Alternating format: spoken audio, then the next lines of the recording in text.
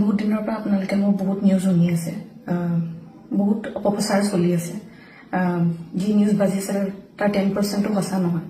আৰু মই ইমান দিনে একো মাত মাতিব পৰা নাই, কাৰণ ইমান হেৰেছমেণ্ট, ইমান মেণ্টেল হেৰেছমেণ্ট, যোনটো কেতিয়াও মই ভাবাই নাছিলোঁ হ'ব বুলি, সেইখিনি মই পাৰ কৰিব লগা হৈছে।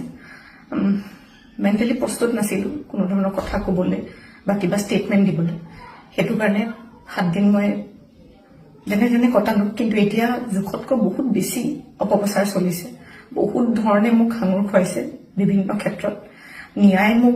ন্যায়ালয়ে মোক দোষী কৰাৰ আগতে নিউজ মিডিয়াই মোক দোষী কৰি মোক এতিয়ালৈকে ফাঁচি দিছে। মোক অলৰেডি মই দোষী বুলি কথা কৈছে, আৰু বহুত ধৰণৰ নিউজ, বিভিন্ন ধৰণৰ নিউজ, য'ত মোৰ কেছটোৱে ট্ৰেডিঙৰ ওপৰত আছিলে, কিন্তু এতিয়া কেছটো অকল মোৰ ওপৰত হৈ গ'ল।